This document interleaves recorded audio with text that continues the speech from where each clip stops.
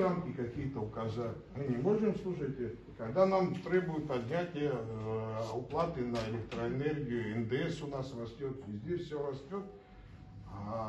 Понятно, что этот аэропорт, возможно, сегодня не рентабельный, сегодня.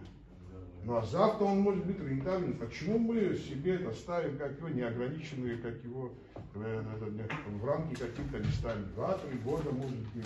Если необходимость будет, потом пересмотрим.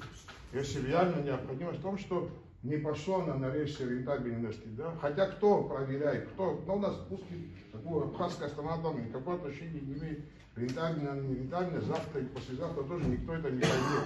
Она рентабельна, не рентабельна. Давайте тогда мы какие-то временные рамки поставим, слушай. Это же аэропорт, в конце концов, не благотворительный, она когда-то начнет приносить, как говорится, какие-то дивиденды. Мы в Абхазии что, с дивидендом не должна страна что-то иметь?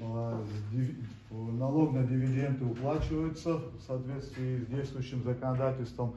Льготы по налогу на прибыль аэропорт не получал. Эти дивиденды, находятся по их словам, еще долго не будет. Я за это говорю.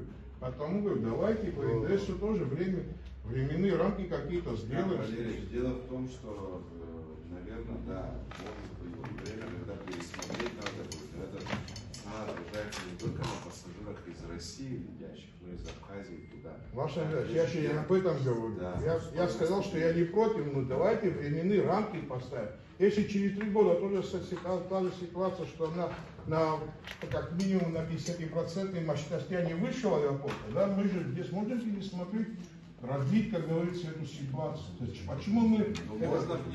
Нет же ничего, нет ничего постоянного, как временно. Нет ничего временного, как постоянно. Потом вот это останется. Зачем мы это делаем? Это же мы можем потом отменить закон. Через 3 года, когда увидим, что будет экономический бум в районе аэропорта.